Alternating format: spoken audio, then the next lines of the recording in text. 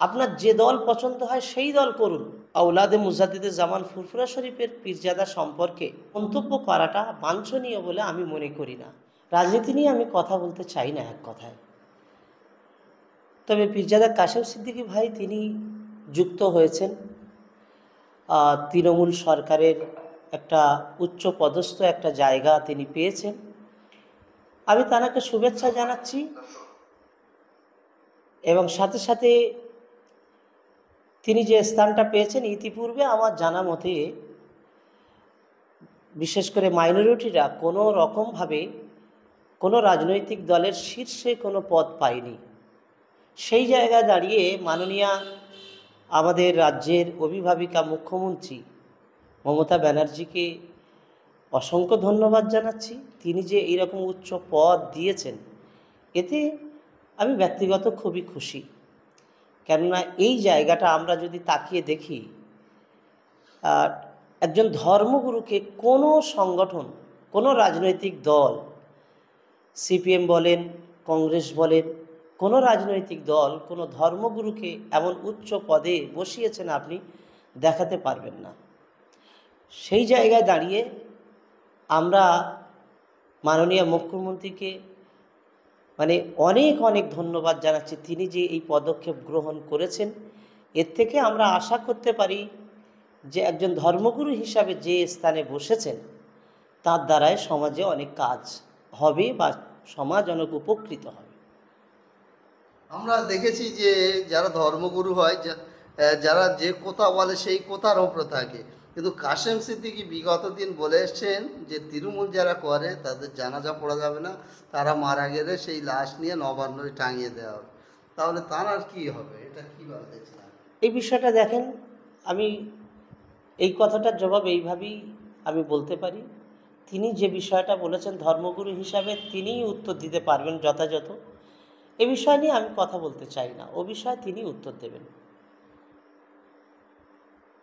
আজকে ফুরফুরা শরীফে যারা পীরজাদারা রয়েছে তারা আস্তে আস্তে বলছেন যে দাদা হুজুর একসময় রাজনীতি করতেন, সেই জন্যে তারা প্রতারা বা তারা সিলসিলার লোকেরা তারা রাজনীতি করছে।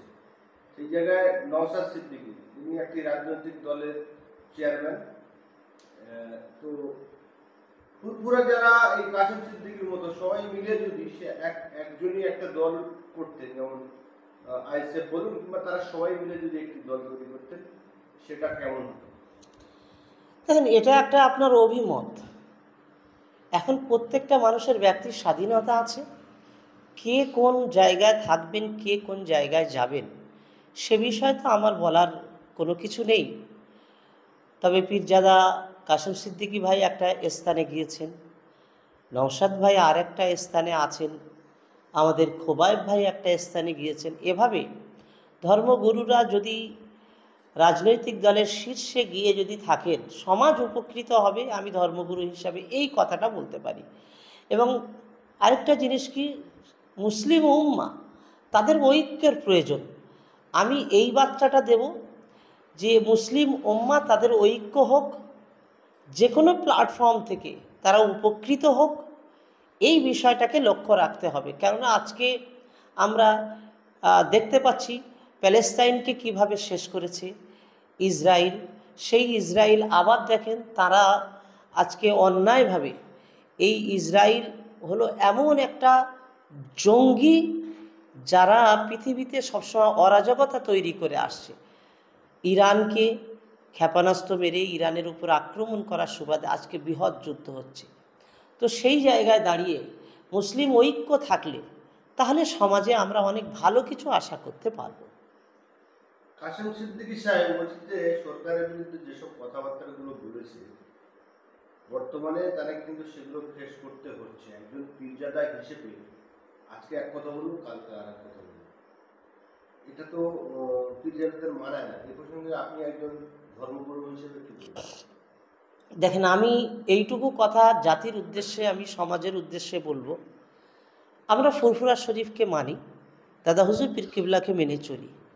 তার একটি বাণী আমাদের কাছে আছে, তিনি বলেছেন আমার সন্তানরা কেউ যদি শরিয়াতের বরখেলাপ মনে হয় তার কাছে তোমরা যেও না, তার থেকে দূরে থাকবে, কিন্তু সমালোচনা করো না।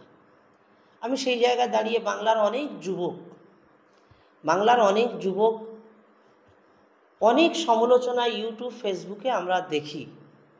আমি বলবো, ভাই দেখেন, আপনার যাকে পছন্দ হয় তার কাছে যান, আপনার যে দল পছন্দ হয় সেই দল করুন, কিন্তু আওলাদে মুজাদ্দিদে জামান ফুরফুরা শরীফের পীরজাদা সম্পর্কে মন্তব্য করাটা বাঞ্ছনীয় বলে আমি মনে করি না। কেননা তিনি যে কথা বলেছেন বা যে কথা বলছেন, অবশ্যই তার লজিক এবং তার জবাব তার কাছে আছে। যদি আপনার প্রয়োজন হয় কোনো কিছু জানা বোঝা, তার কাছেই যান, তার সঙ্গে বসেন, কি পরিবেশ কি পরিস্থিতিতে তিনি কোন পথে যাচ্ছেন, অবশ্যই তিনি আপনাদের কাছে সুন্দরভাবে আলোচনা করবেন। দূর থেকে সমালোচনা করে কোনো লাভ হবে না। রাজনৈতিক দলগুলোর একটি বদনাম রয়েছে, তারা এক দল থেকে জিতে বা এক দল থেকে আরেক দলে যাওয়া। সেই জায়গায় পীরজাদারা তারা যদি 180 ডিগ্রি ঘুরে, আজকে যে টক কালকে বলছি খুব মিষ্টি, সাধারণ মানুষ কিভাবে নেবে? এখন আমি আগেই বলেছি, আমি ধর্মগুরু হিসাবে রাজনৈতিক কোনো প্রেক্ষাপট নিয়ে আলোচনা করতে চাই না। এখন সাধারণ মানুষ, তাদের লক্ষ্য হওয়া উচিত, প্রত্যেকের আমাদের লক্ষ্য হওয়া উচিত, আমি সৎ এবং আদর্শ এবং সঠিকটা আমি থাকব, আমার চয়েস মতো আমি থাকব। সাধারণ মানুষ তার চয়েস তিনি বেছে নেবেন, আপনাকে বেছে দিতে হবে না। ন্যায় আর অন্যায় কোনটা সবাই বোঝে, সুতরাং ন্যায় অন্যায়ের জায়গাটা প্রত্যেকেই নিজের মতো করে বুঝে নেবে। তবে আমি একটা কথা বুঝি, একটা কথা আমি সমাজকে বলতে পারি, আমাদের সমাজে সেকুলার যে সমস্ত দল আছে, একমাত্র সাম্প্রদায়িক দল বিজেপি, এই আমরা সবাই মিলে ঐক্য হয়ে বিজেপির বিরোধিতা করব, এটা আমাদের হচ্ছে মূল লক্ষ্য। এই সাম্প্রদায়িক দলকে আমরা ভারত থেকে বিতাড়িত করব এবং সাথে সাথে আমাদের সেকুলার দলে যার যা পছন্দ হয়, আপনার যেটা চয়েস আপনি সেটাই যান। আপনি টিএমসি করবেন করুন, আপনি সিপিএম করবেন, কংগ্রেস করবেন, আইএসএফ করবেন, আপনার স্বাধীনতা।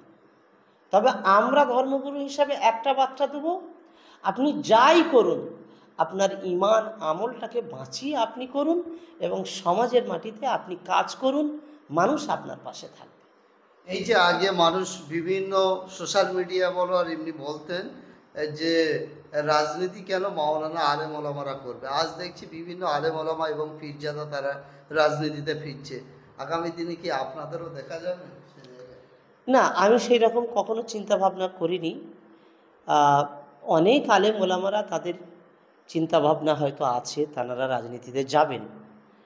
রাজনীতি তো একটা স্বচ্ছ পরিবেশ তৈরি করার জায়গা।